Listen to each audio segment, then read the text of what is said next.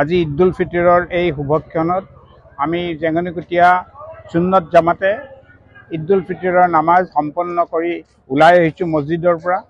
আমাৰ মছজিদৰ পেছ ইমাম সাহেব হজৰত মৌলানা জহিৰুল ইছলাম কাছিমি সাহেবে সুন্দৰভাৱে নামাজ সম্পন্ন কৰে আৰু আমাৰ জেঙনিকটীয়াৰ ইজতেমা মছজিদ, বনিয়াবাৰী জুম্মা মছজিদ সকলো একত্ৰিত হৈ আমি নামাজ সম্পন্ন কৰোঁ।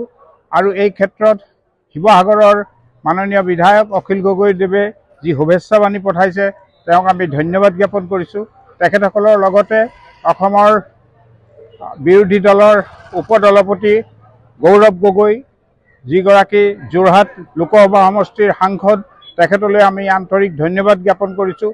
লগতে শিৱসাগৰ জিলা প্ৰশাসন, শিৱসাগৰ আৰক্ষী প্ৰশাসন, শিৱসাগৰৰ সাংবাদিক বন্ধুসকলে এই ক্ষেত্ৰত আমাক যি সহযোগ আগবঢ়ালে আমি তেখেতসকললৈ কৃতজ্ঞতা আৰু ধন্যবাদ জ্ঞাপন কৰিছোঁ।